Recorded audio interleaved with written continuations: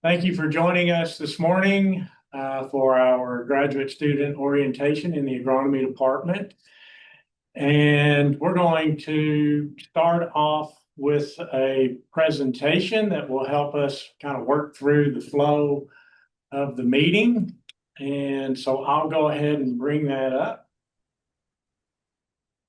Oh, I need to share first. And if possible, if you don't mind, can you like put your cameras on, or if you have them on your computer, so we can sort of put a name to a face, that would be great.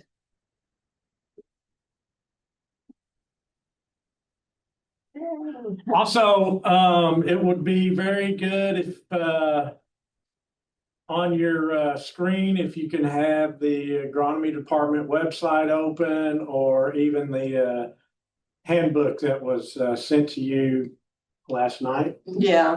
Might be helpful for you to have open while we're going through the presentation. And just From the beginning. Yeah. Okay. Give me a thumbs up if you see a title slide. Okay, great, thank you. All right, so here we are, agronomy graduate student orientation, August 16th. And this is the agenda for this meeting. We'll have some introductory remarks from Dr. Farrell. We're going to let you, the students, introduce yourselves. And then we will introduce the different faculty and staff who are here to support you on your academic journey in the agronomy department. And they'll not just introduce themselves, but they'll provide some information on what they do and their role to serve you. And then we'll go through kind of some interactive things to try to engage with you a little bit, for getting you to think about some of the things that you need to be aware of as you initiate your graduate program here, and how you can also help yourself keep track of things, and some forms that you need to be aware of that need to be completed. Some of those on a timely basis, others things that will occur throughout your academic career. And then, of course, anytime you have questions, feel free to raise your hand or try to interject in some way so that we get your questions answered, but we can also do that at the end of the presentation. So with that, I'm going to let Dr. Farrell, our chair of the agronomy department, go ahead and give you a welcome message.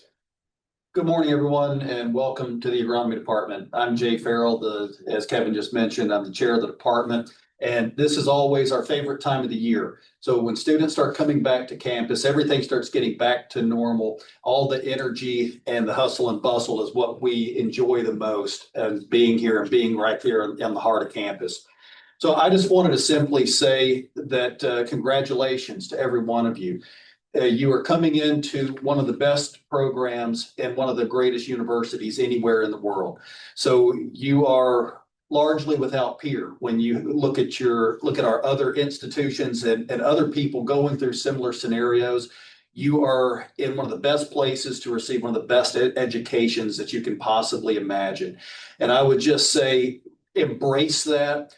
Spend as much time as you can with your advisors. They love the work they do. They love when people have questions about it. So spend as much time as you can with your advisor, while also spending as much time as you can with your other fellow students. This is a very special and unique time in your life and career, and these relationships that you're building right now are going to continue with you for the rest of your life and career. So it's a very special time. So we're excited to have you. We're glad that you're at the University of Florida, and we're even happier that you are in the agronomy department. So with that, I will leave it to Dr. Kenworthy to discuss the important things that you need to be thinking about and having on your radar as it is now real that you're a student in this program. Okay, thanks, Dr. Farrell. Great message, appreciate that. Again, so welcome to the department, and everybody has to, if you've not already been here, you have to learn to do this. This means go Gators. It's a Gator chomp. So we have, I think, probably the most charismatic mascot of any university. All right, so right now we're going to go through and take a moment for the students to introduce themselves. Please tell us your name, who you're working with, and what excites you about starting your graduate program in the agronomy department at the University of Florida. And if there's a personal fun fact you're willing to share, please feel free to do that. And I'll kind of pick names, I guess. And Arthur, if you don't mind going first. Sure. Good morning, everyone. It's a pleasure to be here. My name is Arthur Valentini. I'm from Brazil. I'm starting my master's this fall semester. I'm working with Professor Dubé at the NFREC in Mariana. And I've just arrived. Actually, I arrived last night. And well, what excites me the most about starting a graduate program here is, well, as you guys said, is one of the best universities in the world, and the agronomy program is a reference for us in Brazil. Professor Dubé has a major, I mean, he has a lot of good research going on here. So I'm very excited to do this, to start my master's here. And the fun fact is that I did an internship here last year. I stayed 7 months from January until August. Then I came back to my country to get my degree in agronomy. So I got my bachelor's degree in agronomy, and then I'm back. And right now I'm back to start my master's, and I'm very happy and excited. That's it. Great, thank you, Arthur. Thank you. Hyatt. Yes, I'm here. Yeah, my name is Hayat Ali. I came from Ethiopia. So I did my master's from Kentucky State University with Environmental Study Department. I'm working with Dr. Nugus Hailenya, and I'm excited and happy with the most prestigious university joining. So I'm so happy for that. And also the good thing, and I'm so excited, is I was born and raised in sugar industry. So now I'm working with sugar cane research. So that is the most exciting thing for me. Thank you. Great, thank you. Luca? Can you hear me? Yes. Okay, good morning, everyone. Thank you for the warm welcome. I'm Luca Orsetto. I'm from Italy. I've been in the US for the past year as a visitor, with a J visa, and I'm super excited to start again as a student after some years from my master's degree. I will be working with Dr. Schiavon in Fort Lauderdale, REC. What can I say? I'm just very excited to embark in this journey after other things that I did in my life.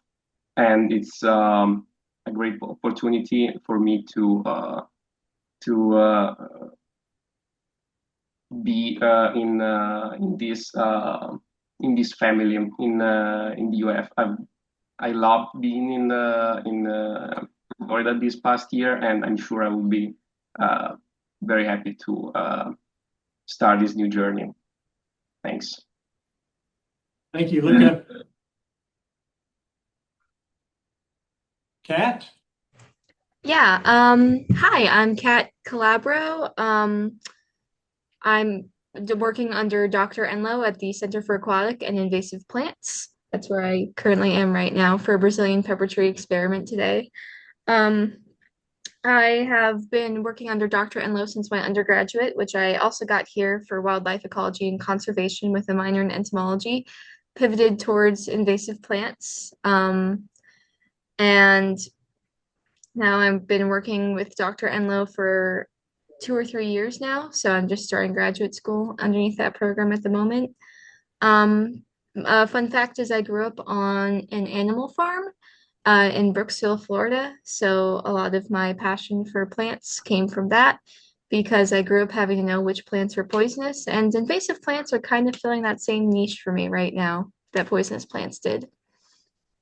So I'm excited to continue my work. I've already been doing a lot of preliminary research. I have some proof of concept experiments already done for my thesis. So I'm excited to start and hit the ground running.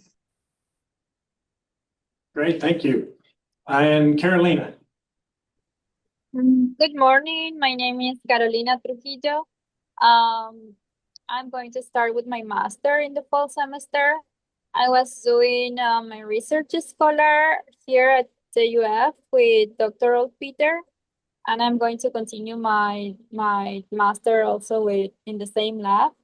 I'm doing research in sugarcane, and I'm from Ecuador. Okay. And honestly, I realized that I didn't do a very good job introducing myself as Kevin Kenworthy, the graduate coordinator.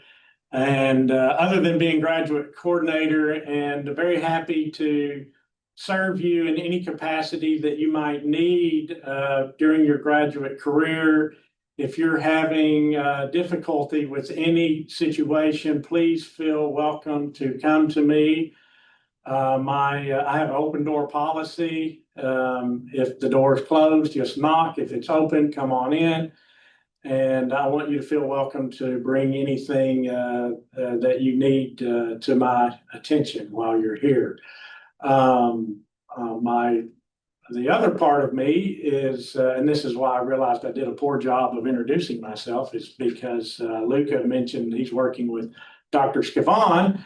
And my normal career is that I'm a turfgrass scientist in the department here on main campus. So Luca will probably be interacting with me more than most other students. So, all right, with that, we will move on, and we will.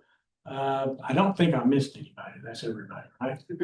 Okay, so we will let the staff members introduce themselves. And honestly, the first person, Dr. Koenig, as she's really a co-graduate coordinator, I want to go ahead and give her that recognition.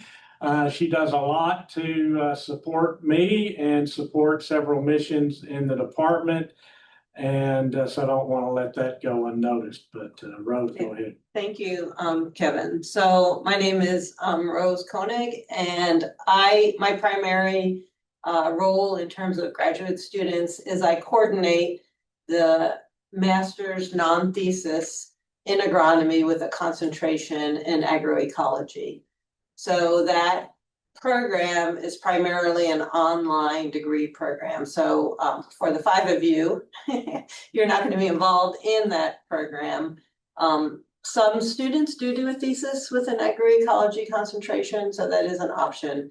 But many of you, based on sort of your areas of interest, it probably does not apply to this group. But also here, happy to be a resource as needed if you have any questions. And a lot of times I'm in the background. You know, we work as a team, you know, just because there's always a lot of needs out there and questions and improvements that we try to make throughout, out the year with our processes and our programs. I'm going to introduce Netta because Netta is not here today. She's on leave. But she is our computer kind of technician specialist, person who does a lot of different things in service for the department. And your interaction with her might be if you're having a computer issue associated with your work computer. If it's a personal computer that you use for work, she can help guide you and maybe answer some questions. So she's probably the first person to talk to. Unless you have a problem saying your UFID or something that you need to go to the UF help desk. So UF help desk is also sort of a backup for things like, can't get onto Canvas. That's a UF help desk. And if you just type UF help, but technical, software questions, dysfunctioning questions of your computer, that would be Netta in our department. So Ken? Hello, my name is Ken Baker. I'm an administrative specialist and my main function is do HR for the agronomy department. For those of you on campus, which I guess is only Carolina, but I do all the HR and hiring. Kat also, And Kat, nope, she's at Cape. but she's on campus. Oh, okay. Yeah, if you win any awards or anything like that, I would process those through the HR system and just do various administrative things in the department. If you're ever here and need to reserve the conference room, I can help with that. Or if you need keys for certain buildings, access to certain places, you can come to me for that as well. And yeah.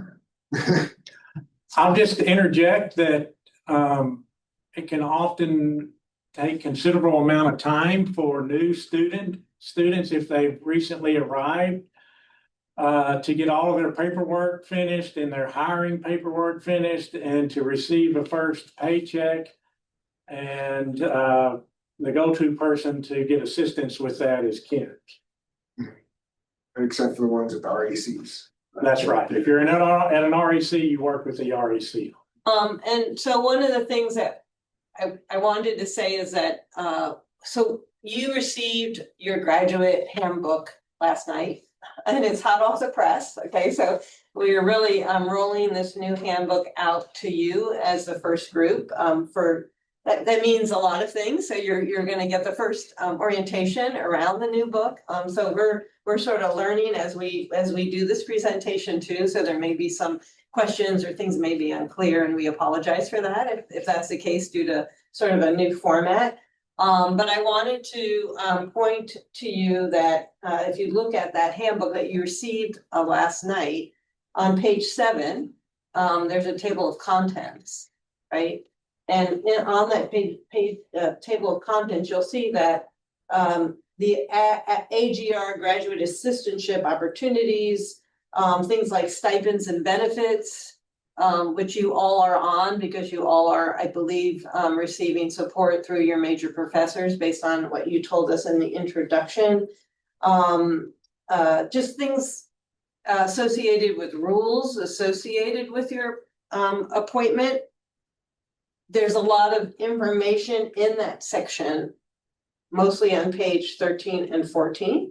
Okay, so you should review those pages. We're not going to go over those pages in great detail.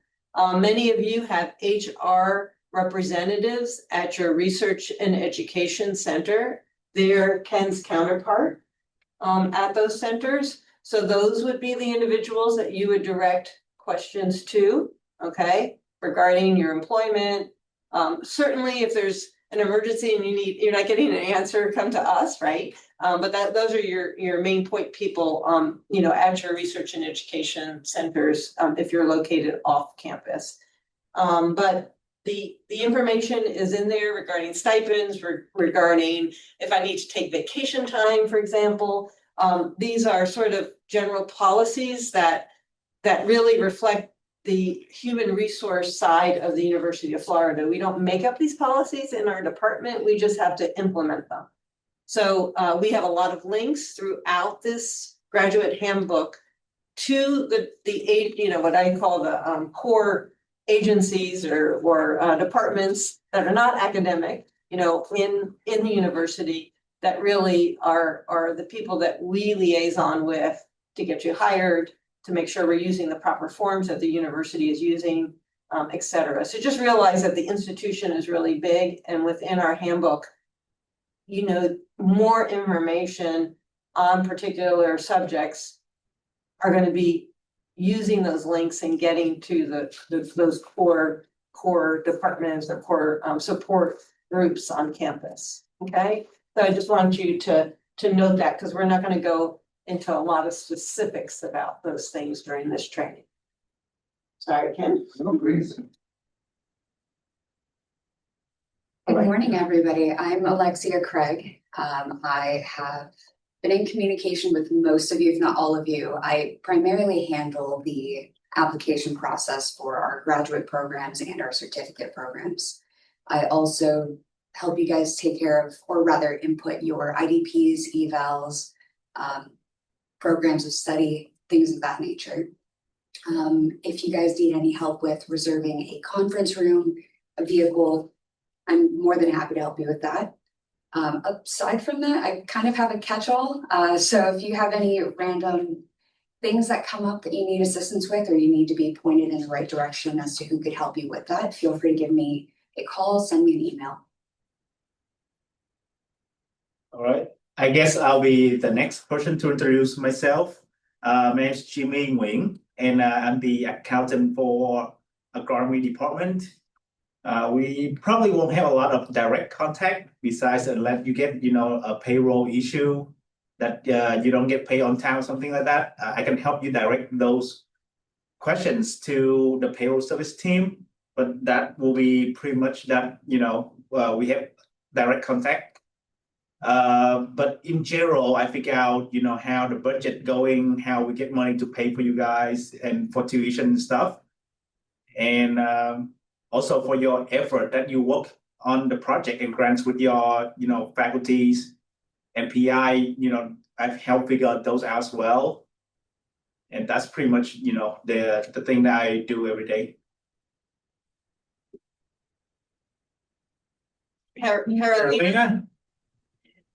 Hi, good morning. My name is Carolina Vendrame. I'm the marketing and communication specialist for the department. I'm the person who promotes the work that faculty, student, and staff do there in agronomy. And I also plan many events that you will be attending. If you are heading to Canvas, I do an alumni gathering event that we plan along with soil, water, and ecosystem sciences department.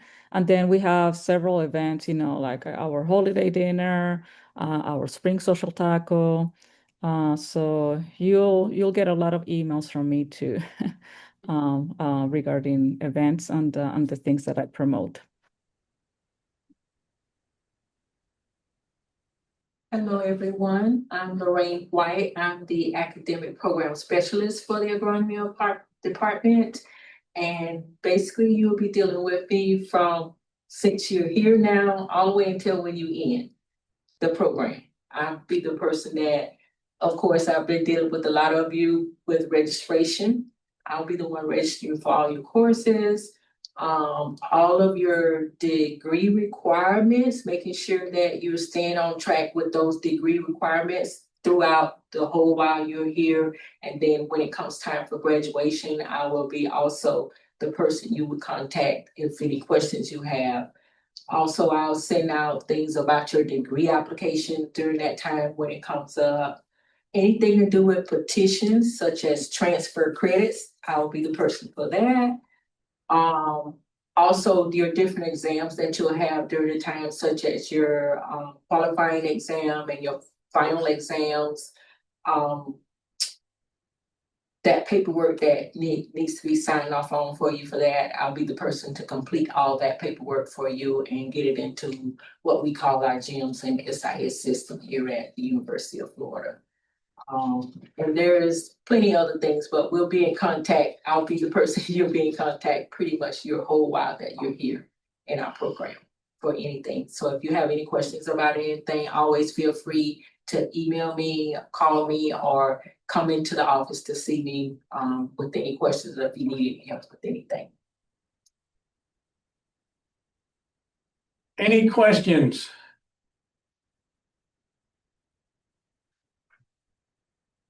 Okay. We will move forward and get into some of the interactive part of the orientation. And Dr. Farrell, you want to, if you need to be excused, you can't see. Thank you for letting me. If you just walk up and leave, get up and go. Not everybody needs to remain for this part. That's Good to see you guys. Thank you for Thank being you so here. much.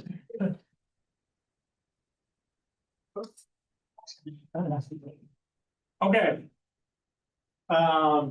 Those that remain are really the primary people that you will work with through your academic career, and will be the people trying to help guide, keep you on track along with your major professor. So these are the particularly Alexia and Lorraine are kind of your first points of contact along with myself and Dr. Koenig for other things. I do want to recognize and say thanks to Alexia and Dr. Koenig for really leading the charge on updating our handbook, which was really outdated and really overdone. It's far more simplified and streamlined, and I apologize that you were only sent it last night, and that's my fault because I was the slow poke at reviewing and providing any edits back. But I do appreciate their efforts. And there will probably be some continued updating that goes on, but this is by and large the bulk of the new handbook that you were sent, and will also be available on the department website. Additionally, Rose and Alexia and I think Carolina helped put together the presentation that we're going through. So recognize that help also. So, okay, so we're going to go forward with part of our, try to be a little bit interactive with this process. So what you see before you is kind of a timeline of your first year as a graduate student. So there's a little bit of a checklist, and there's a table in your handbook that can help you with, let's see, the table 9 through 11 yeah, pages. pages 9 through 11. And this is a very quick snapshot of some aspects of that table. This is really just the first year to kind of help you get off to a good start. But if we look at right now where we're in August, you can check the box off your list for attending a mandatory orientation. Hopefully most of you have registered for classes and your hiring process is completed. If not, please work with your RAC HR person or with Ken here on campus. Many of you are going to see that you may have a bill that's due and you don't understand that you think that bill should have been taken care of. And it takes a while for some of the paperwork to process. However, you do want to pay attention to that, because if you don't make some sort of payment, you could get a late fee assessed to you. So I believe it's my understanding you only need to pay like $1 on this bill. And so if you're getting alarmed and stressed about a bill and there are repercussions with that, you can make a simple $1 payment. And then later, some of the paperwork will get processed and these things will get taken care of for you, depending on your agreement with your major professor. And many students are responsible for their fees, correct, Lorraine? Yes. So there is a portion of that bill that is going to say student fees, and depending on your letter of offer, those typically are not covered on your assistantship.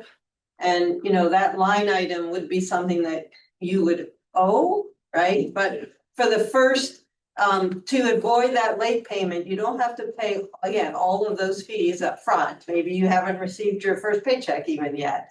So that can, the bulk of those fees can be paid later by a different deadline. But this first deadline that you're going to get, just go in there and, as we said, pay the $1 and you won't be hit with a $100 late fee. If you don't pay by the deadline, is a lot of paperwork on our side to get it waived. So the message is pay the $1. Yeah, it's a lot easier for you and us. Yes. Okay, so that kind of gets you off to the start for the semester, and you're going to get busy with coursework and trying to initiate research projects. But we want to make another point here. As you progress through the semester, beginning in November, you're really going to want to make a point of meeting with your major professor to discuss the courses for the coming next spring semester. You want to get yourself organized so that you can begin registering for those courses. Some courses are very popular and they fill up quickly. And so if it's a course that you need upcoming for that next semester, make sure you're on top of things and prompt with your registration, working with Lorraine to get that completed, or other academic specialists in different departments in which you may be needing to register for courses. And then in the spring, you also need to make sure you're identifying your supervisory committee during this first semester. And then in the spring, you will need to get the form that identifies your committee members completed. And that form gets routed to me for approval and then to Lorraine, who will enter it into the system. And the other form mentioned here is the program of study. And this is something that you will work on with your major professor to fill out. And this is where you're going to plan your entire curriculum for your graduate program. And there are some rules to pay attention to for the program of study that are described in the handbook. So for questions, you first turn to the handbook and then turn to your major professor. Discuss these with your committee when you have your first committee meeting. And then you can also discuss those with me. Once you complete your program of study, and we'll look at this in a minute, you will submit that to me for review. If I approve it, then Lorraine can, or Alexia can enter that into the GIMS system. And so that would be in the spring semester. At the end of the spring, you will have your first annual evaluation. We do this annually with the end of each spring semester, and PhDs fill out another form. That's their individual development plan that they will review also each spring with their major professor. Okay.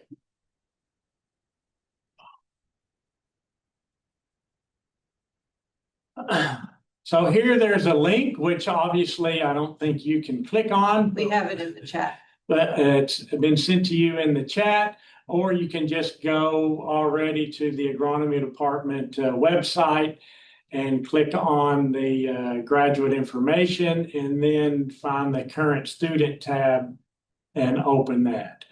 And then you will open the registration request form and read through that. And should we? Yeah, so basically, can everybody get, has everybody gotten onto the website? You'll find the graduate main page. If you hit the graduate main page and scroll down to the center of that page, sort of, there's going to be a little tab that says current students. And I want you to hit that tab. So let us know, do a thumbs up when everybody's found it.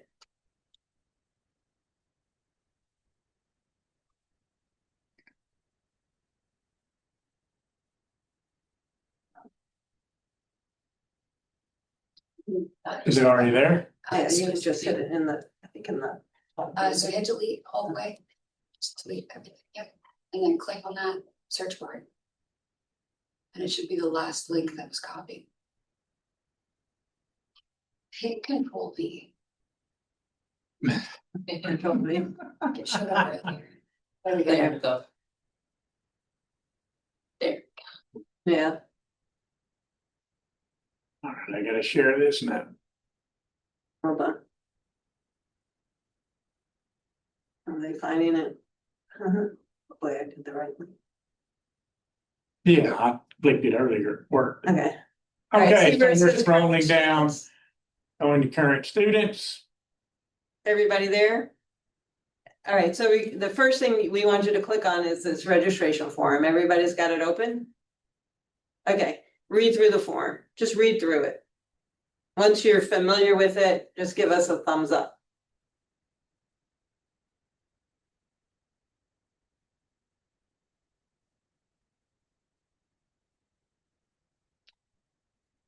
It's, Okay, everybody good? It's very straightforward. Fill out the information with your name, okay. UFID. hold on. Yes. So it says based on, all right, look, go back to the questions, Kevin. So everybody's got it? Okay, yeah. But that's So not shared anymore, so. They can't see that anymore. they can't, what, they can't see what? They can't see? They can't see. And they're looking at it on their, they're looking at it on their computer. If they have it. Yes, they have it open. You guys all have it open, correct? The form? No, I'm talking about the presentation. You can't see us going back to read the question. Okay, but they read the form. Okay, you've read the form, correct? So go back to your presentation so that you can see what we're looking at. So based on the program that you're enrolled in, you know, so whatever kind of student you are you confident you would be able to fill out this form? So come November, when Lorraine says time for registration, are you confident you know how to find the form and you know how to complete it correctly? Okay, and list the the courses. Yeah. One of So, one of the critical things that I always see Lorraine send back to students, if you go down to the bottom, it says, have you removed, right before you say, have you removed your holds through 1UF? Does anybody know what holds are? What are they? Somebody want to put their, what's a hold? Yes, I didn't understand very well what is a hold. Okay. Does anybody want to inform what a hold is? I mean, Yeah, the it, holds. Oh, yeah. sorry. you can go right ahead. I've done this. Okay, so the holds are in the 1UF account. And what, give me a typical hold, like what might be something that holds you from registering? Did you have one on your account maybe that you had to Yeah. fix? Okay, In the what's it? beginning, vaccinations, for example, a training course for violation and insurance, also for the health insurance. Mm-hmm. So there's lots of things. Lorraine, what are some of the holds that are common that you see when you go in there and you see a student has a hold? Usually if they've been here a while, it's either they're gonna have they haven't paid some sort of a fee. They'll have a hold out there, you can't register you. As she said, an immunization hold, if you haven't turned in your immunization forms to the health compliance center. And then sometimes without those bigger holds, students just forget and they don't do the little simple hold where you just have to go in and do their little acknowledgement form, which you have to do that every semester. Just go in and read the questions on that and then check it off, and then it comes off of your the hold will come off. But if it's anything out there, university wise fees, anything of that sort, I won't be able to register you until those holds have been removed.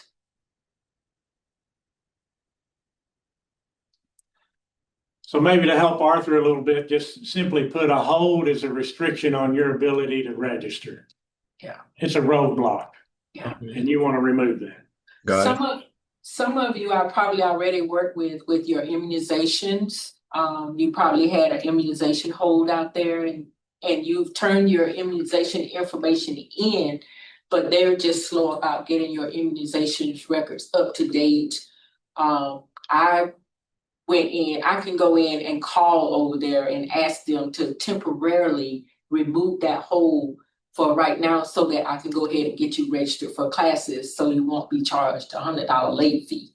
So I've done that with a few of you where I just got that hold temporarily lifted and I got you registered for your courses. But that's only basically for your first semester when that happens. But you're still responsible to make sure that they have all of your immunization information so that they can go ahead and take that hold permanently off of your records for you. So look at it each time. So that the reason why that question is on that form is to remind you.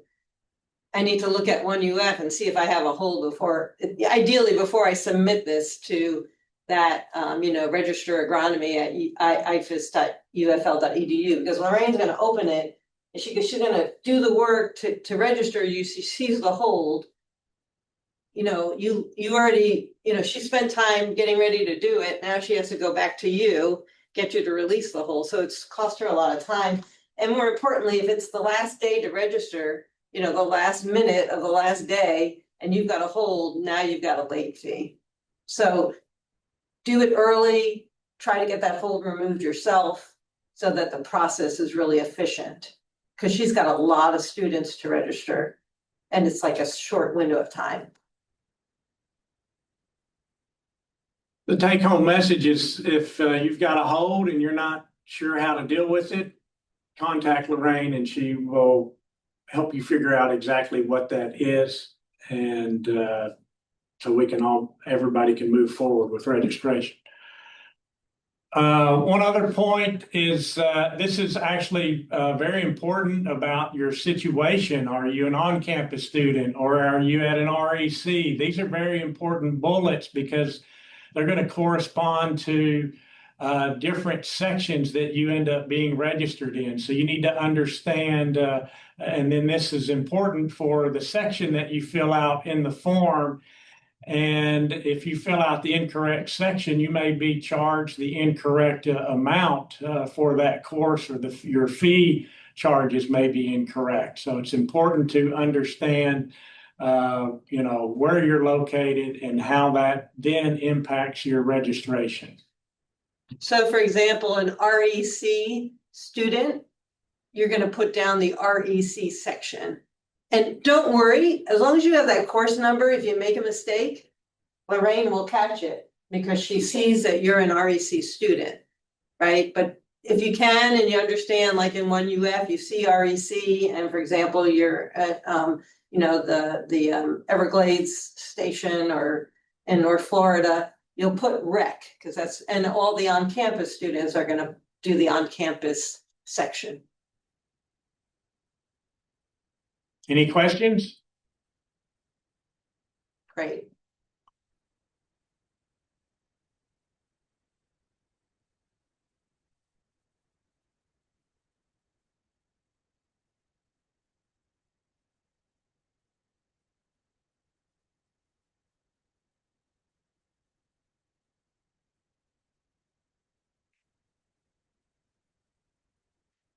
Okay.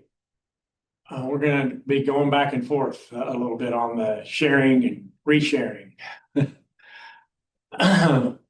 So another activity here is very important for you to understand your supervisory committee. This is one of the first things you're going to work on with your major professor, is to identify potential committee members and discuss those with your major professor, and then decide who will be on that committee. And then you need to reach out to those faculty members and request or ask if they will serve on your committee. And so there are some rules and guidelines in the handbook on pages 27 to 28 that talk about the supervisory committee, when you should do this, how many members are on the committee, depending on the type of student you are. And there are also some rules as to whether or not you may have a minor. So go ahead and look at those pages. Hopefully you have the handbook open 27 to 28. And somebody answer for me, when should you establish your supervisory committee?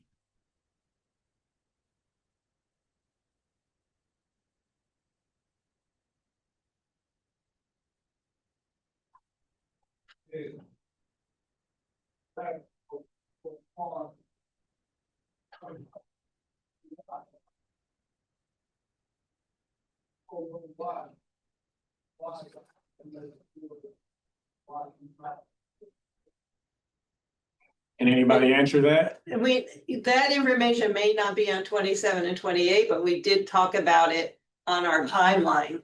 Okay, so you've heard that. Well, on the timeline, it said around the spring semester, and then on the guide, it says the first term. So, Yeah, so in the timeline, it sort of says we acknowledge that, you're probably gonna have that conversation maybe in the fall. You may not get to that form, you may have to reach out and talk to people and ask them if they're willing to serve. But certainly by the spring semester is when that should be submitted. So if you know it already, don't hesitate in the fall to submit it, but certainly by spring. And this is really particularly critical for master's degree students because I always say it's the race to the finish line for a master's degree. You got 6 semesters, so you need to, work on that, getting those members. Sorry, I actually saw it somewhere this morning that where it mentioned this. So I'm just looking through really quickly. And so as Kevin's looking through those, so look at the program that you're enrolled in and determine how many members are on your committee and are there any restrictions that apply to the types of members on a committee?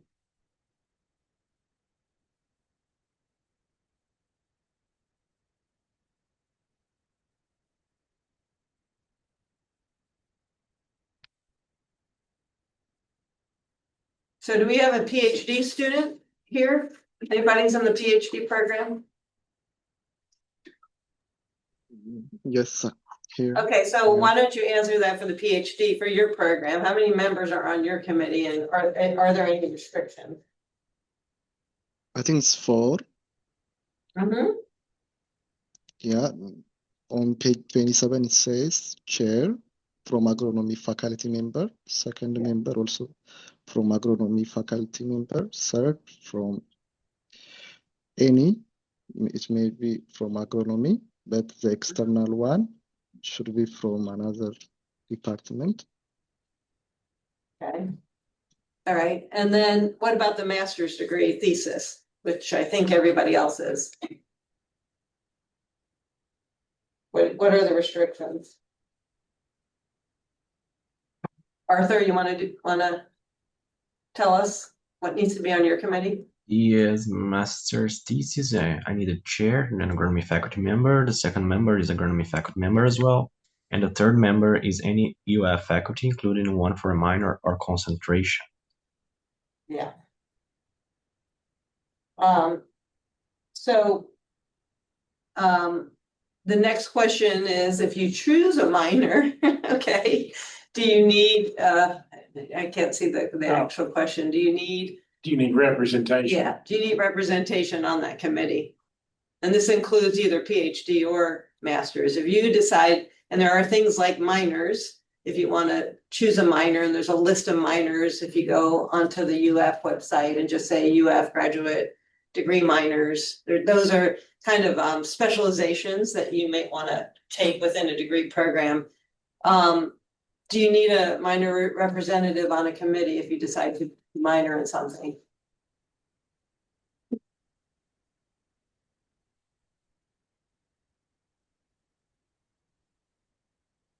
Yes or no? I guess, yes. Mm-hmm. Yeah. Yes. So just know if you do decide to do a minor, yes. And that may or may not apply to you. So just recognize that again, there's rules, they're not our rules, they're the graduate student, schools rules. And we just have to follow those. And those are the guidelines. And the great thing is you all know you have one member of that committee, right? You know one of the members already. Who's the first member of your committee that you already know? your advisor. Yeah, your advisor. So. Okay, all that looking through, and it's in the first sentence at the top of page 27. During a student's first term, the major professor and student confer to select a minor field of study, if applicable, and most students don't have a minor, and to select other members to form a supervisory committee. So so just to kind of clear up any ambiguity, Students begin in the fall semester generally. Many students also begin in the spring semester. So you're going to work on this committee and discuss this committee and hopefully identify those members in your very first semester. By the end of the second semester, you're supposed to have that form turned in, which is why you heard us then say by the spring semester, turn in the form. For those of you who are being admitted this fall. So you really want to work on this in your first semester, hopefully get it out of the way.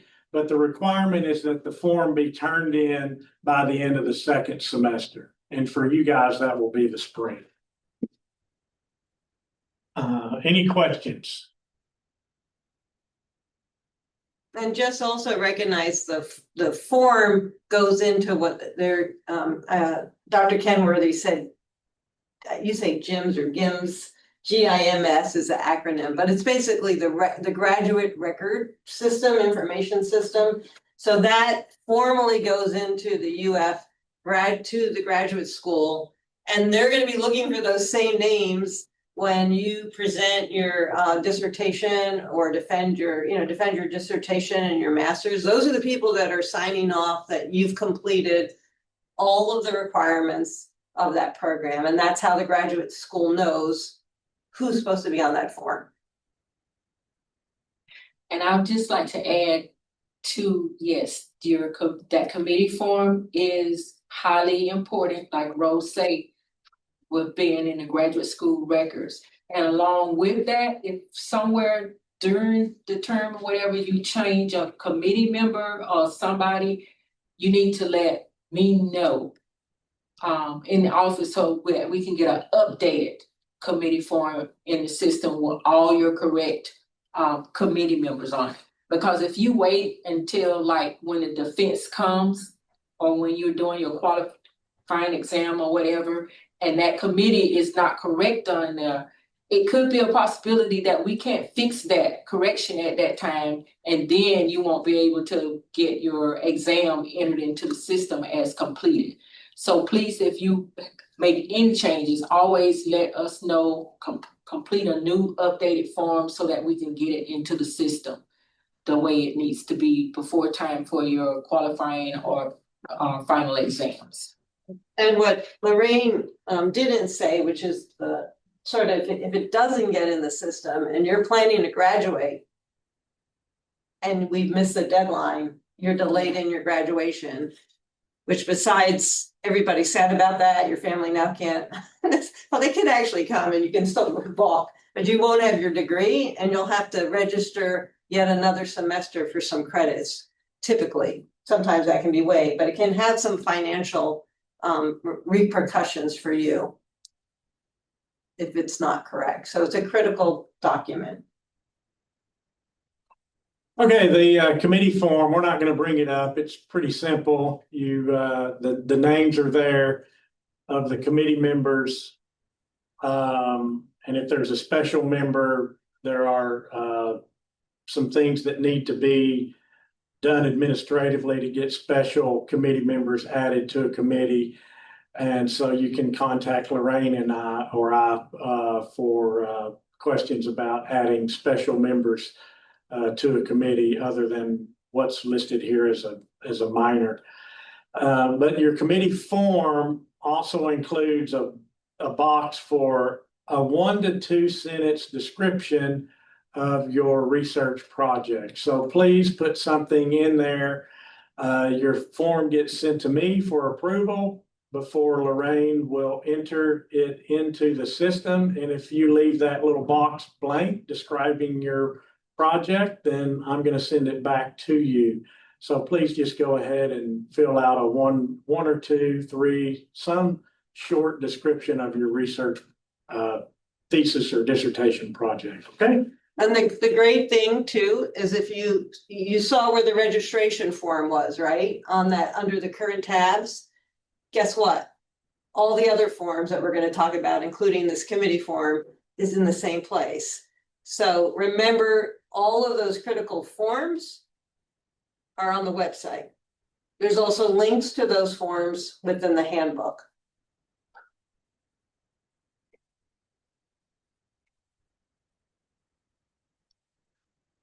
Okay, well, hang on a second. I need to.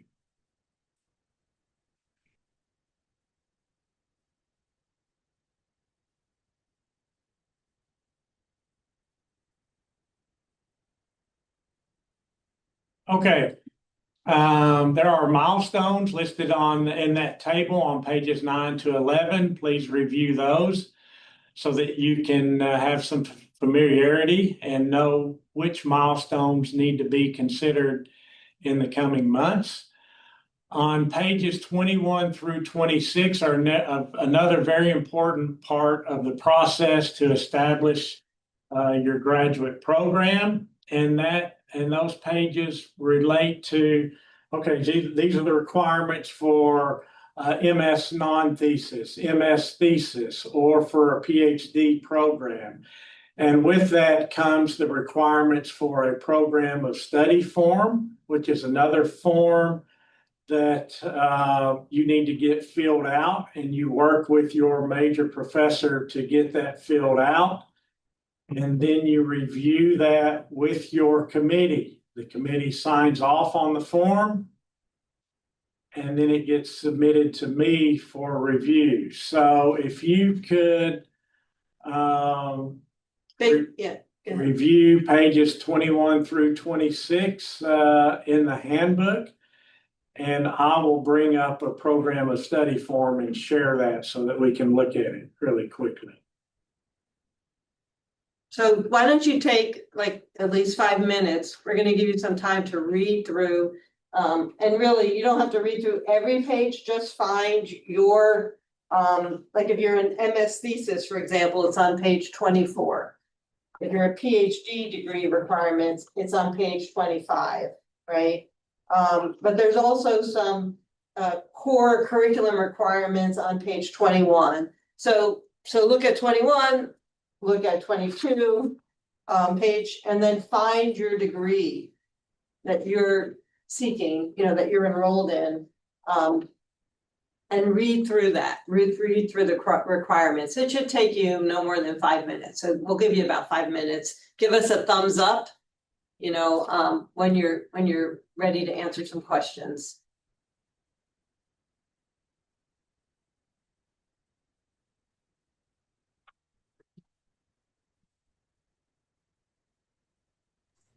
Hey, quick question. If I already have a Gator 1 card from undergraduate, do you know if I need to replace it for one for graduate? I think it's the same one. You have the same ID, correct? Same one. Yeah. Okay, cool. So I just keep it. Mhm. Great, thank you.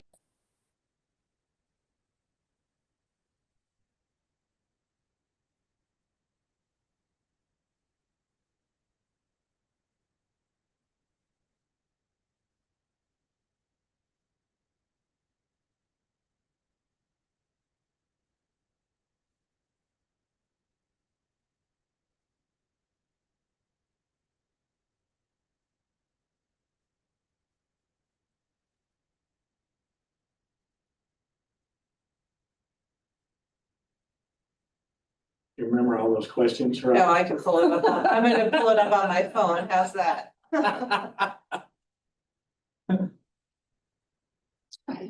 Yeah, can you pull it up on yours? So it's, yeah. I could minimize it. We can move back around. That's okay, I've got it. You got it. Yeah, there they are. There's-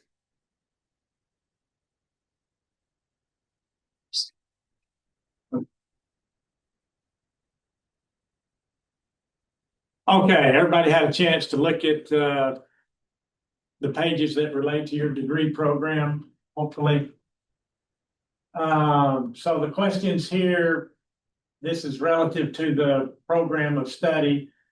Who helps you fill out the form with the appropriate classes? Pat, you want to answer that? Miss Lorraine. Mhm. That's going to be your major professor.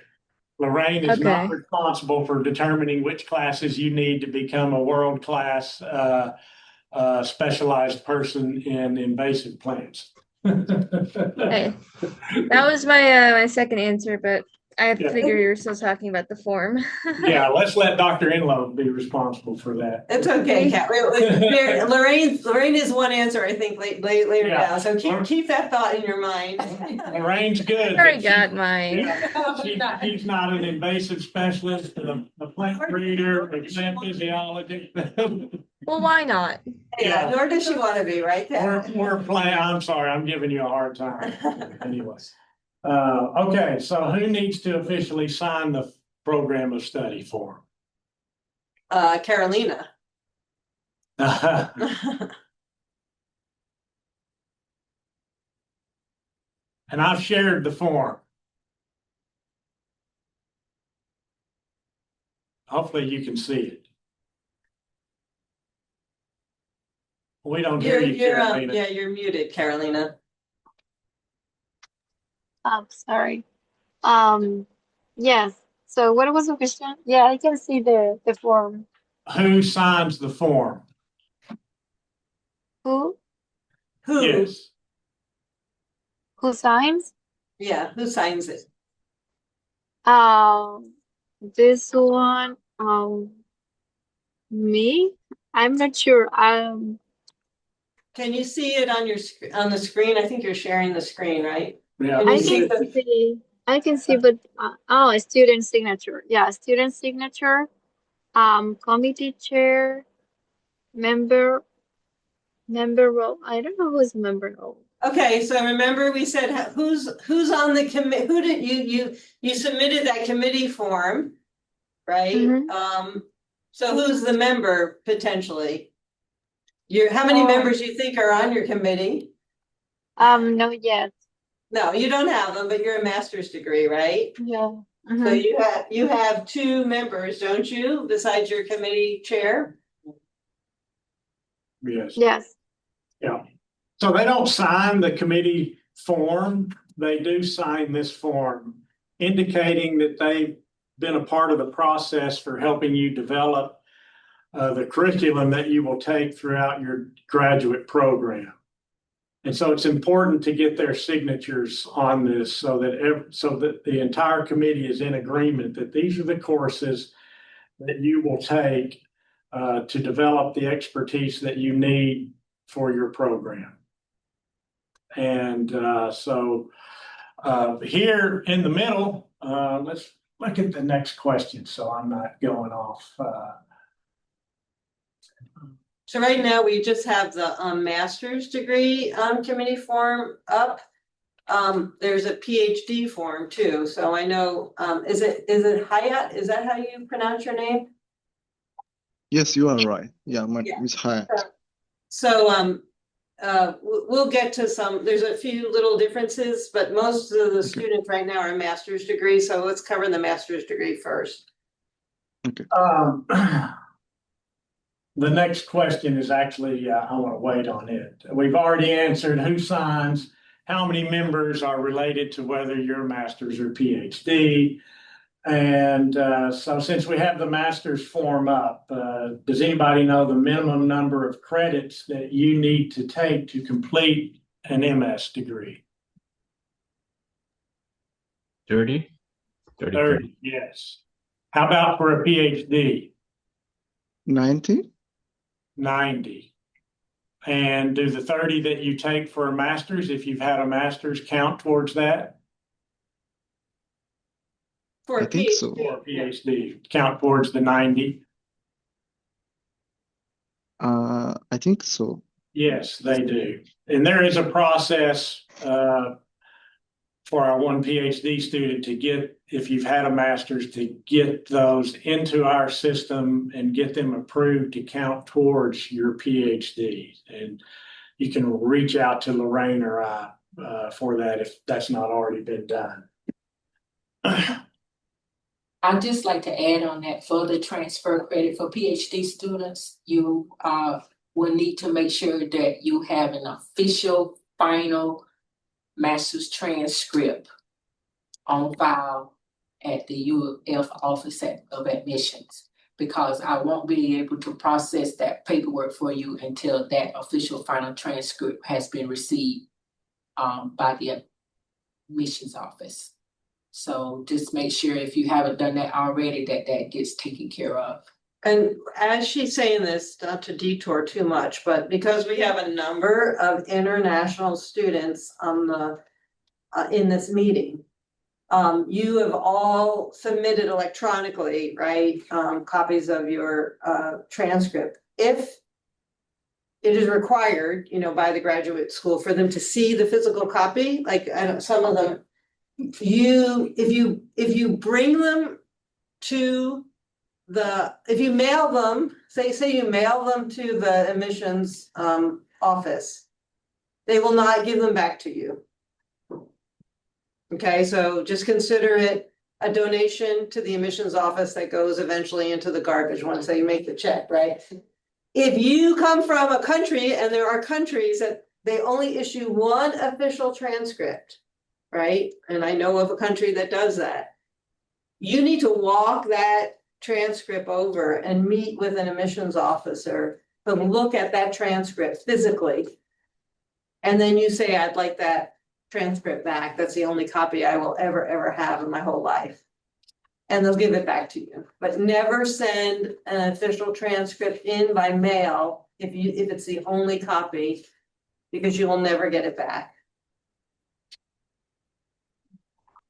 And those of you who are at rec, if that is the case, you need to walk your transcript over to admissions. Just email me and let me know, and I will walk over to admissions with you to make sure that they do everything they need to do, get you cleared in there so that everything will be okay with that and you get your official transcript back. Okay. Okay, some of these questions are, at least some of them are, could be answered on page 18, and then others will be answered on page 21. But just as, you know, to look at this a little bit more in detail, obviously you're going to put your name, your ID. If you've, and you should have reviewed this at your first committee meeting, and so you'll put the date of the meeting on there, whether or not you're going to have a minor, yes or no, whether or not you're going to pursue a certificate along with your degree. Most students do not have a minor, and most students do not pursue a certificate along with their degree, but you have those options within the department.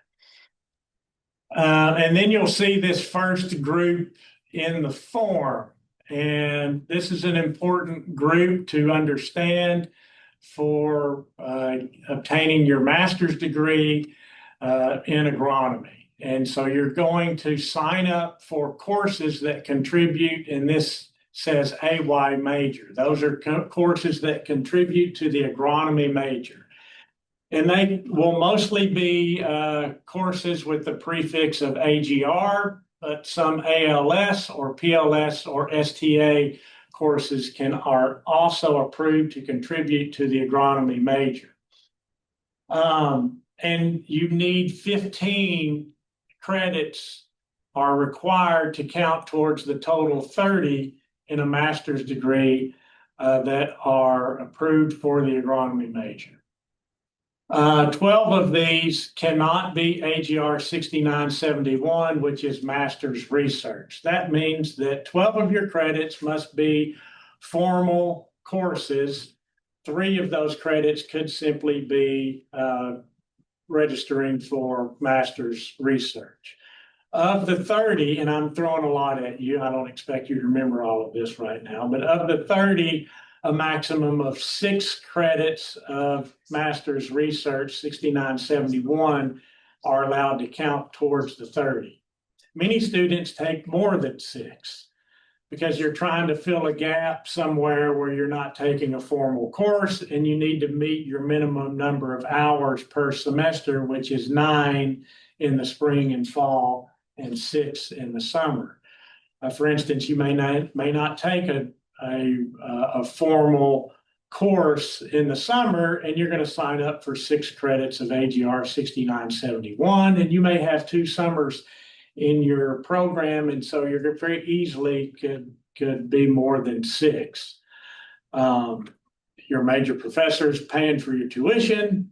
You may need to pay for some fees associated with that, but mostly it's not going to cost you too much money to be enrolled in more hours than the minimum of 30 that are required. Aside from these 15 that count towards the agronomy major, you can think of these other courses as electives, other things that you're interested in taking that will help support your research program that are needed for you, but they're not contributing to the agronomy major. They count towards the 30, okay? It's good to have these check boxes and for you to think about them and then fill them out for when you send them to me for review. It helps me to know that you understand the process and you understand that you've looked at this correctly. The other important thing that's not mentioned here actually on the form, but is described on page 21 of the handbook, is this idea of core courses. So we have what we call the core curriculum requirements in the agronomy department. And those are that means that we require each student to have had a course from the 4 core areas in the department. Our goal is that students that receive a degree from the agronomy department are not just entirely specialized in their area of research, but that they come out of the department with a good agronomic background.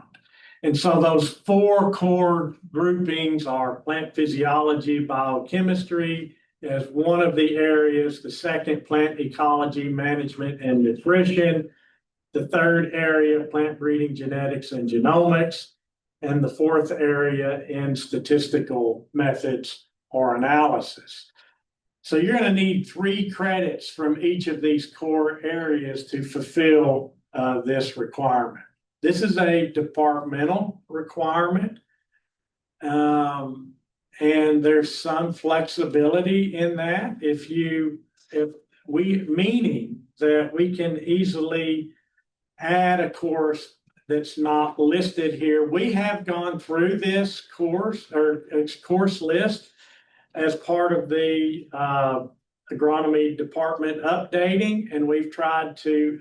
There were some courses that were no longer offered, or the course number has changed. Right now, it's a highly accurate list, but there could still be something that's not included on this list that you may find that you think could qualify for one of these categories that you need for your program. And so just communicate with me. We have flexibility on these core courses that we can try to make some adjustments to fit your needs. But mostly, you're going to look at this for your core requirements. You're going to pick 3 credits from each of these categories that are going to be part of your graduate program. PhD students may have already satisfied the core requirements in their master's, and those credits are going to be transferred in. But for MS thesis students, you will be required to have something from each of these core areas. Now, to get back to this idea of courses that contribute to the agronomy major, most of these that are in this core listing are also approved as contributing to the agronomy major. And we will update the handbook so that you can easily see those that are that qualify as contributing to the agronomy major and also qualify for the core requirement. Right now, we don't have that quite updated, but there will be the next update will include both of those. But just keep in mind that most of these listed as core fulfilling requirement courses also contribute to the agronomy major. This is not normally an issue that students will have in terms of figuring out how to complete this. But if there are questions, I can help answer those. Any question? I know that was a lot that I threw at you. Anything else that I missed Yeah, that needs to be I added? wanted to make a really important point.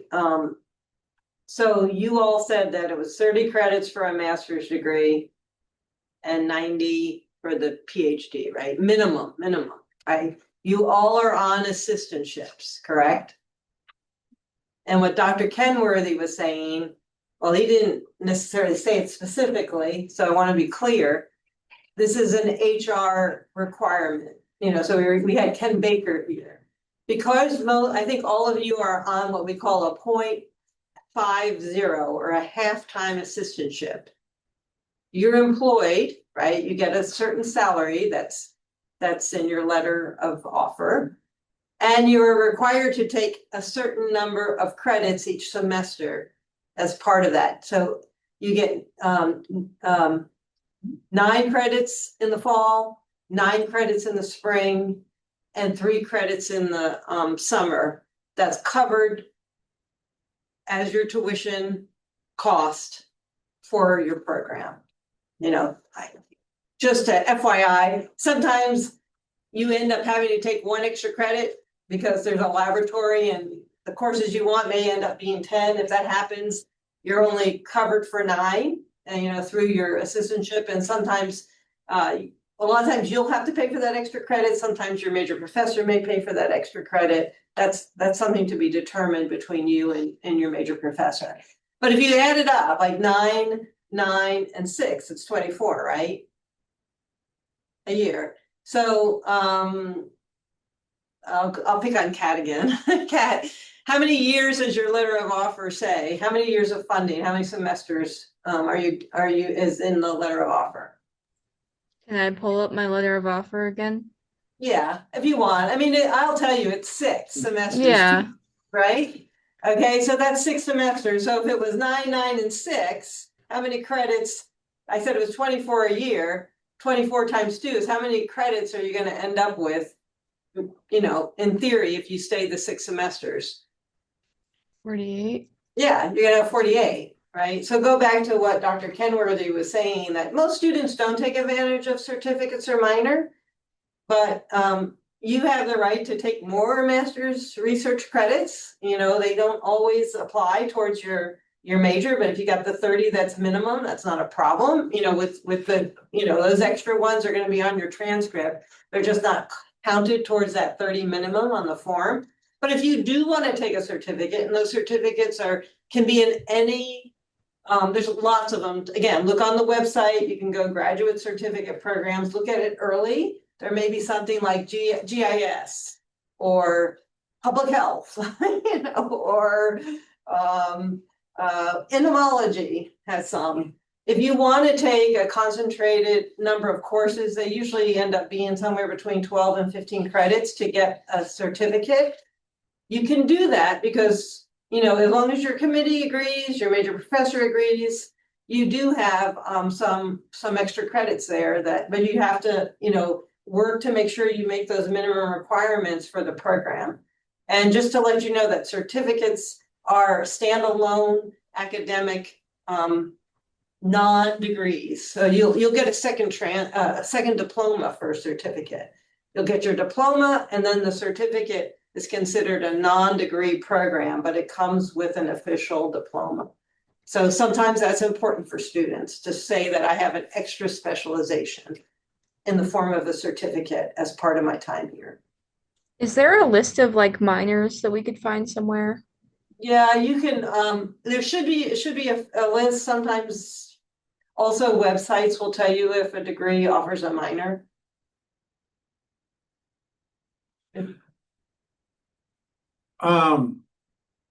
Okay, one more point on the core requirement. If you're a MS non-thesis agroecology concentration, then you're exempt from the core. But I don't think we have any students here with us today that are part of that. Let's see. I guess Hyatt, we haven't pulled up the PhD. Did you get a chance to look at those and do you understand or have any questions related to that form? Page 21.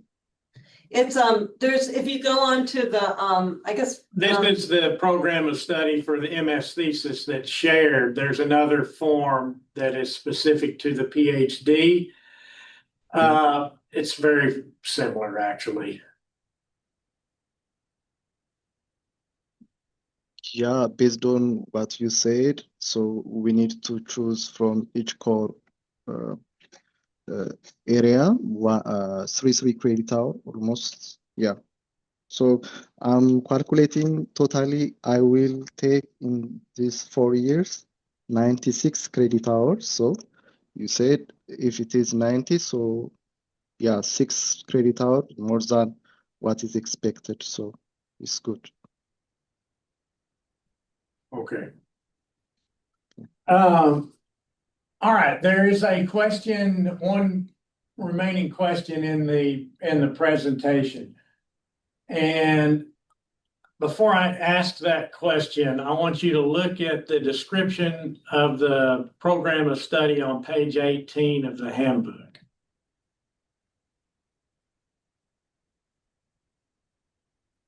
I'll give you a minute to read through that.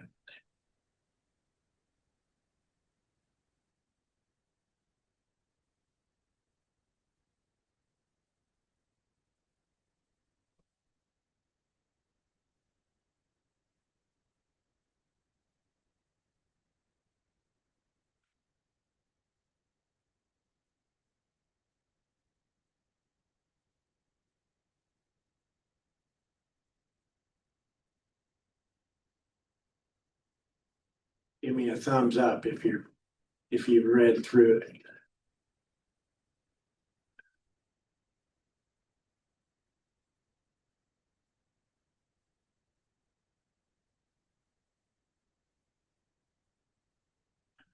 Okay. So this program of study is very important. We've talked about that your committee members are signing off on it. You're signing off on it. I review and approve it, and then Lorraine or Alexia enter it into the GEM system. It's kind of the official record of the coursework that you're going to complete to obtain your degree. And so the question now is, what happens if you're unable to take any of the classes that are listed on your signed program of study? Can anybody answer that? You need to resubmit. You will have to amend the program of study and resubmit it. You may have to go back and get approval from all your committee members, let them know what's going on, why you couldn't take a course, get approval for a new course if you're substituting, and then get another approval of a review from me, and then the form has to be re-entered by one of the program academic specialists. So it creates an administrative burden if you need to redo this form. There's some other statements that I included here in the handbook. You want to fill this form out with the minimum number of requirements needed for your degree. You can take courses not on the form.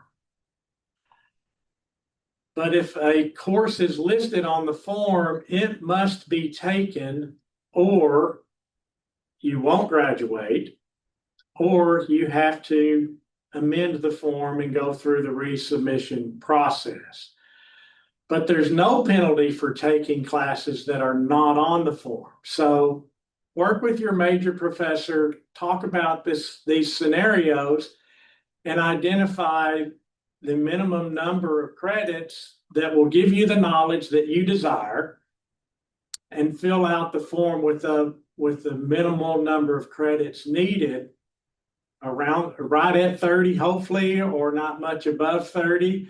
But if there's another course that you would like to take and your major professor and your committee are supportive of that, and that would put you up to 33, 36 hours, something above 30, feel free to take that class, but it doesn't need to be listed on the form.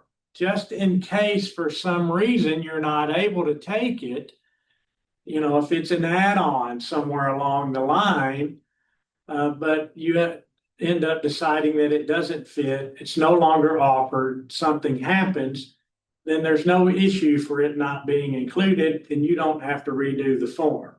So just keep that in mind as you're trying to work through and develop your program of study. That you want to avoid having to submit a new updated form somewhere along the line. Does that make sense? Okay. And then one more thing about this form.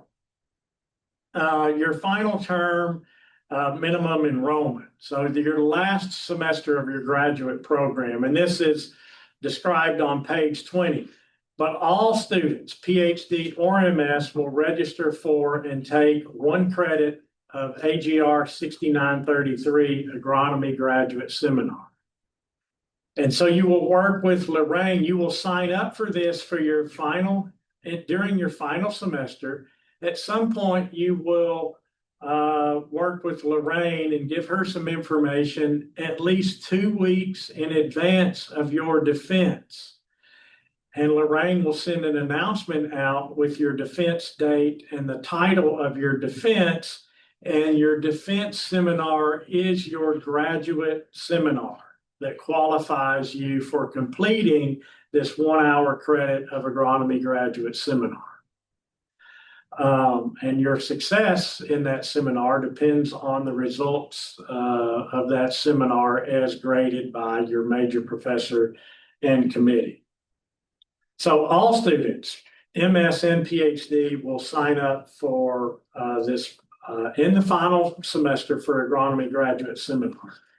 If you're a PhD student, you will sign up for 3 credits of AGR 7980 doctoral research, and that's 3 credits in the fall or spring, 2 credits if in the summer. If you're a master's student, you must sign up for 3 credits of master's research, AGR 6971, and that's again 3 credits in the fall or spring, 2 if in the summer. If you're a non-thesis student with a concentration in agroecology, it would be 2 credits of AGR 6905 agroecology project. If you're just a non-thesis student without a concentration, it's also 2 credits of AGR 6905, but just project. But again, we don't have any non-thesis students with us today. So that was just another point, because you will put these in this program of study. Another thing to try to remember, and I don't, again, not expecting you to remember all of these details, but for, let's say, AGR 6971 master's research, you don't have to have a line in this form for each individual semester you're going to take this. 1 line, the total number of credits throughout your degree program will suffice for 6971 master's research or 7980 doctoral research. And in the semester year area here on the form, you would just write the word various if that's going to be taken in multiple semesters. Let's see, research hours above on the same page 21. Prior to 7980 for PhD students, you will enroll in AGR 7979, which is advanced research. And you'll enroll in this course during the semesters before and the semester of taking your qualifying exams, your written and oral examinations. So before the written or qualifying exams, you're taking AGR 7979. After you have completed the qualifying exams, you enroll in AGR 7980. That's just for doctoral students. Master's students only need to be concerned with AGR 6970. Any more questions or any questions? What may be a little confusing is, since you're, well, let me go back. When do you fill in, when is this form ideally submitted based on the 1-year timeline that we talked about? I have a question. Yes. For AGR 7980 on summer semester, we will take 2 credit hour. And what about for 7979 AGR? Is the same? What do you mean two? Why did you say 2 credit hours? Are you talking about the research? That's the minimum requirement for the final semester. Oh, final semester? So he's asking about regular summers in the middle of your program. Yes. Yes. Probably. You can take up to 6, but you can't count all those. Is there a minimum fulfillment, I guess, Lorraine? Do you mean minimum fulfillment? How many research credits you can take? 79. You can take how many? Yeah, you can take as many as you need. Sometimes people just do research over the summer. There's not many credits, but Yeah. there's a minimum that can, only a certain number of those apply to that form. If you go in the PhD form, you're going to see that. That not all of them will apply to those 90 credits.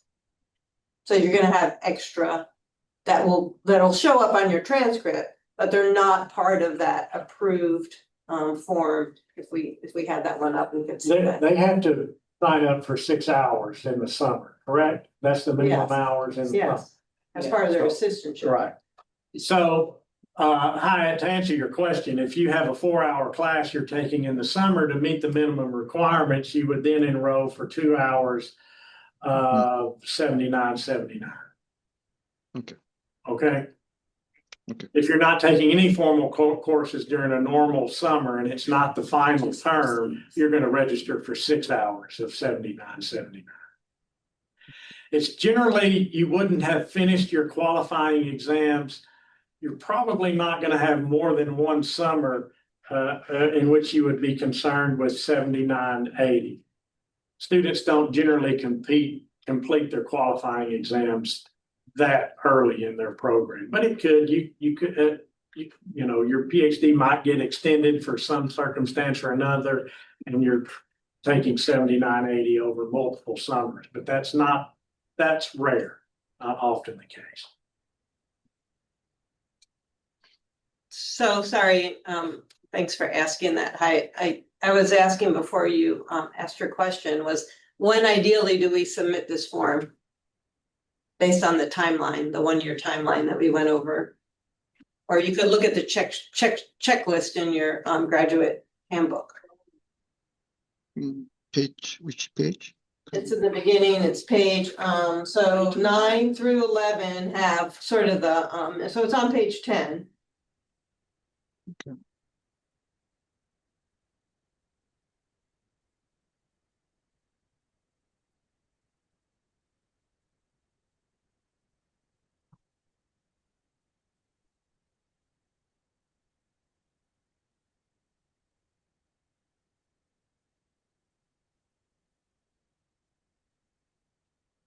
Anybody see it? Page 10.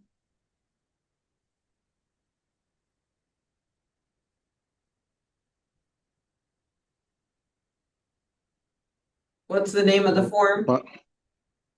What's that? Program of study. Yeah, studies. So by the end of spring semester.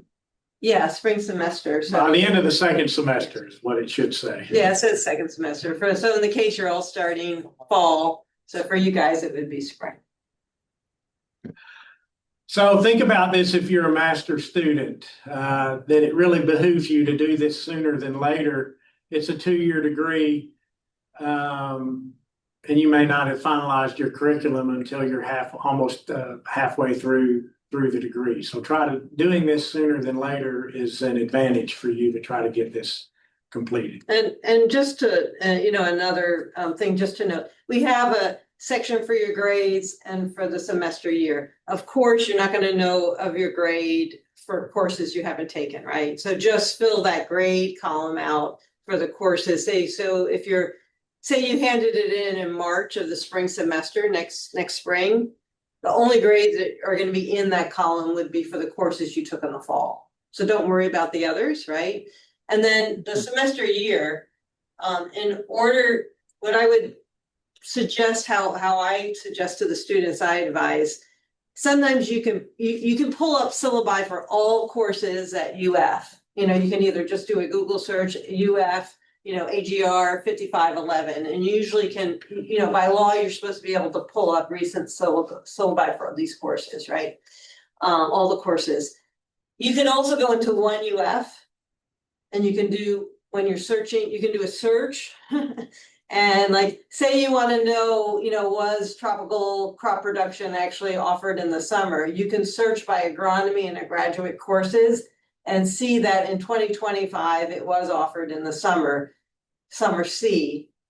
That gives you a pretty good indication it's going to be offered again summer 2026 for semester, what they call semester C, the whole semester.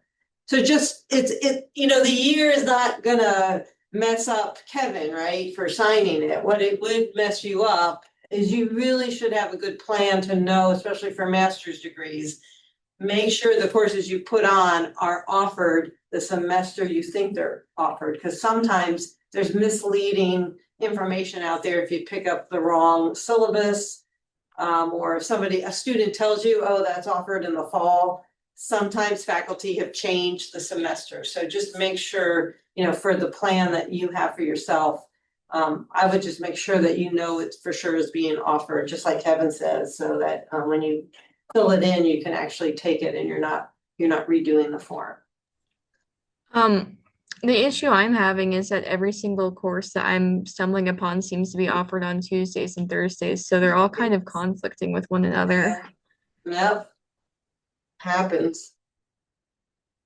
Yeah, those things happen, but unfortunately, those are things you'll need to resolve with your major professor and or committee about, well, these are conflicting, I can't take them all, what else should I take? And also what is important is the order in which you take a course, because sometimes courses have prerequisites, right? So they want you to actually take, like soil science before you take crop ecology. Sometimes in most cases we can get that waived, but again, as you register, that may be something that Lorraine may send you and say, we need permission for the faculty to waive that requirement. So there's lots of little things we haven't covered, in terms of those kinds of things. But if you start looking, I would suggest, really taking time to look at each course's syllabus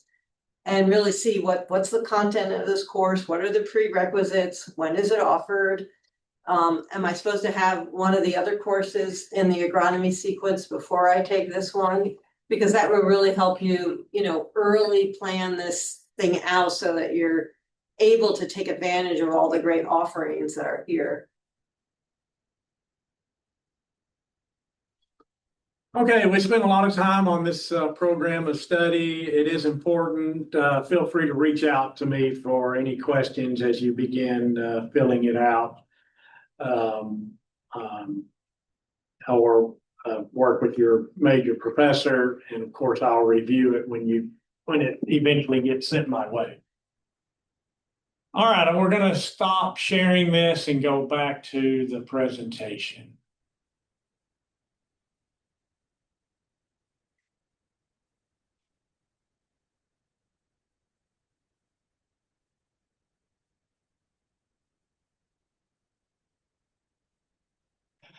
So to kind of start closing things out here, just some points. General advice. Take responsibility for yourself, take responsibility for your graduate program. I can tell you the best students are those that walk into their major professor's office and say, what do you think about this? What if I do this? Or I would like to do this.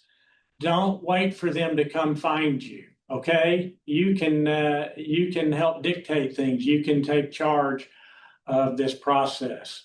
You're responsible for all aspects of your program, so please take initiative and use all UF resources, those resources being your major professor, those resources being the department, those resources being the folks in this room, and those resources being your fellow graduate students.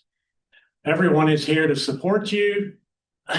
But there are a lot of students. It is a very large institution, so be proactive and plan well ahead of time when there are deadlines that you need to meet. Communication. If you haven't already, get in the habit of using your UF email for your communication. The department is going to send email and announcements to your UF email. Anything you get from the University of Florida is going to come through that UF email address. Check it regularly for important information. It's important to ask questions when you don't understand something. Please feel comfortable reaching out. Ask questions early, share information early, and take advantage of resources if you're struggling with any issues impacting your graduate studies. The university has many support services and safety nets that are available to students. Policies and timelines. Again, University of Florida is a large institution. There are lots of policies, lots of deadlines. It's up to you to be aware of those. Develop that program of study and kind of think of it as a contract and plan for what you're going to do and accomplish throughout your time as a graduate student. So use that program of study and other resources to create a path and a timeline of critical dates and milestones for your own progression towards graduation. Program extensions do occur, and they can occur for different reasons. Sometimes they can create financial challenges if funding runs out. So please be aware of your timelines and milestones and do what you can to stay on track with your graduate program. Can I say one more thing about, so with the supportive services and the idea of struggling. So I know many of you come from other countries as well as the US. Okay, so stress, loneliness, isolation sometimes, feeling less confident than you normally would be. These are kind of normal feelings, especially when you're starting new things and you're not at home. So sometimes all students feel these things. And sometimes they feel them in such a way that it really, they're struggling, their mental health is struggling, their physical health is struggling. We expect you, we encourage you, we support you, we want you to be supported through all these kinds of things that, go through, that you're experiencing as you go through your program. Ultimately, we want you all to succeed. You're here to succeed. You've been accepted to succeed, right? But things happen. We see it all the time. Don't think you're the only one. Don't think that there's something wrong with you, because this is just happening to me. It's really common, okay? So when we talk about those support services, they're your major professor if you feel comfortable talking to them. Maybe somebody at a research and education. It can be anyone. Kevin is a great source for that. That's part of his role. But there's also support services on campus. On-campus support services can direct you to services in your community if you're at a research and education center. Okay, so we're here to support you through these things. And it's really important for you to realize that, because we want everyone to feel safe, to feel supported, and to feel like they can be successful in their graduate program. There are really two roles to your life as a graduate student. There's an academic role and there's a work role. The academic role includes your coursework and your thesis or PhD, dissertation research. And those are really not time limited. Everyone works at their own pace academically. And so those can be exhaustive hours. On the work side, there is a limit of 20 hours of work per week, and that is work that you're doing for your major professor as an employee. That does not count your work towards your own graduate degree or graduate research program. That is all academic work. And then on the 20 hours of work, there's most of the time you're probably not going to participate in 20 hours of work for your major professor. Some weeks there could be a little bit more. It's supposed to average out to 20 hours of work per week. Unfortunately, sometimes agricultural seasons require some longer days in the field to work with animals, to get crops in, to get harvest. That's going to occur also for your own graduate research, where you may need to put in some long hours. Graduate programs aren't easy. If they were, everyone would do them.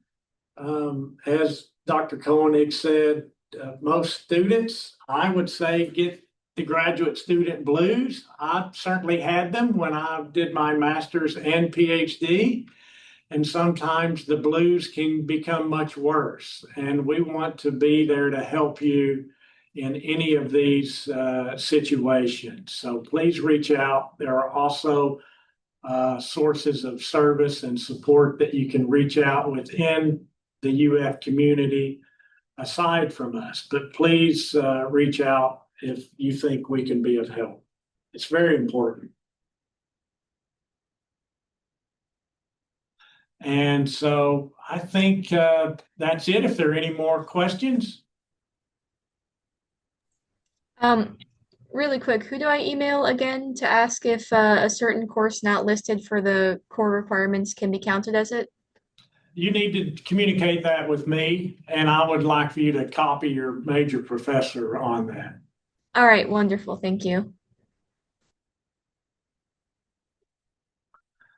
Okay, so we're excited you're joining the department. We really look forward to supporting your academic success. Please, again, don't hesitate to reach out and contact any of us for any help. And so if there aren't any questions, that concludes our meeting. Thank you, everyone. And thank you guys for joining us. I think we have 6 new students and 5 joined today. So that's actually pretty good. Great. Thank you for joining. Thank you. Thank you for the explanation, for everything. Bye, everyone. Thank Bye. you. Bye, thank you. Bye, bye. Thank you.